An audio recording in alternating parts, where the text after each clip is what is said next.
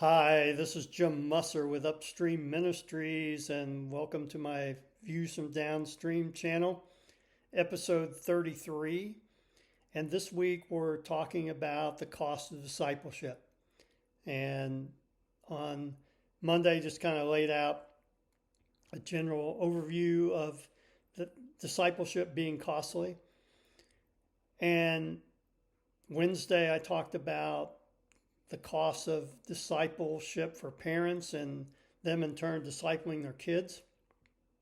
And today I want to talk about the cost of discipleship to local churches who put discipleship at the center of all they do.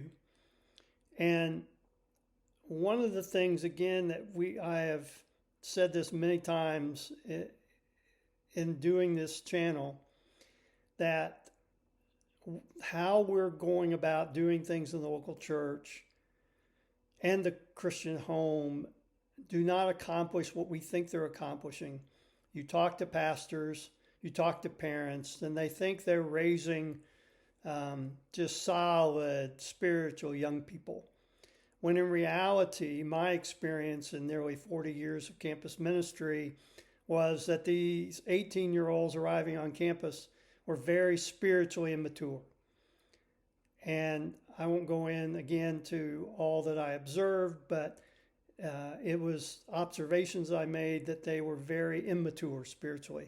Having been raised in a church and been raised in a Christian home, you would have expected much more spiritual maturity than what you saw.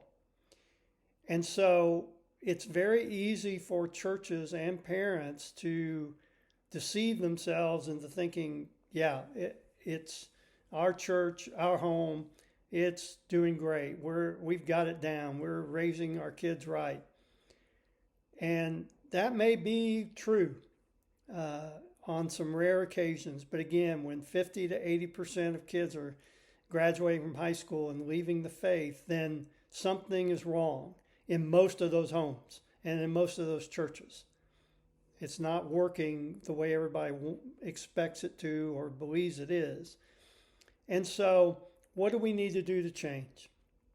Well, I've mentioned this before about the church, that the church needs to get out of the passive listening model and into an active listening model in our worship services, if we have Sunday school classes, small groups. We have to get people engaged in whatever we're talking about, whatever we're focused on, and so that they can comprehend it and digest it and begin to apply it. And currently, a 30 to 40 minute monologue is not accomplishing that. And the evidence is all around us. Local church is not really making a transformative impact on our communities. And we have to change it. And so we have to make a commitment to change it. But here's the cost. When we have trained up people, notice that word, we've trained them up to be very passive and to expect really nothing being asked of them other than coming to church, sitting in a seat, listening quietly to a sermon, and bringing an offering every week. We have no other expectations, really. And so we've trained them that way, and so they have low expectations of what's expected of them. And so when you begin to change things, they will react. And people, by and large, I include myself in this, don't like change very well. But the reality is sometimes we have to change in order to get better. And this is a case with the local church. We have to change to get better. The status quo, even though many churches, I see it all the time, are doubling down, committing to the model that's been used for decades, They're doubling down on it. It still does not work. And I can testify to that from my work on campus. And I can assure you that most campus pastors around the country would testify the same thing. We are not raising up spiritually mature young people. They're babies typically when they reach campus, and they aren't ready to be ambassadors for Jesus on that campus. They're not ready to be ambassadors for Jesus in the world. And so campus pastors spend their time trying to bring these young people up to speed on what it means to follow Jesus, and lose valuable time that they're on campus to do that rather than helping those kids really witness to their peers, to faculty and staff, and really impacting the campus for the gospel. And so we've got to change, but people are going to resist it. And they're not going to be as open to engagement as we might hope. And many of them are going to leave. They're going to take their kids with them. They're going to take their money with them. And there's going to be a cost of making this change. But what makes it worth it is the people who are left, by and large, are going to be the ones that really want to change. They are embracing the challenge. And when you have people who have been challenged and want to embrace it, then you have people with whom you can work and develop into just really solid disciples.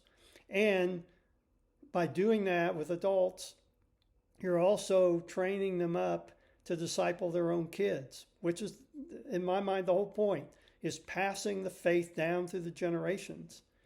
And that's what is needed in the home, is discipleship. And where are parents going to learn that? They're going to learn it in the church community.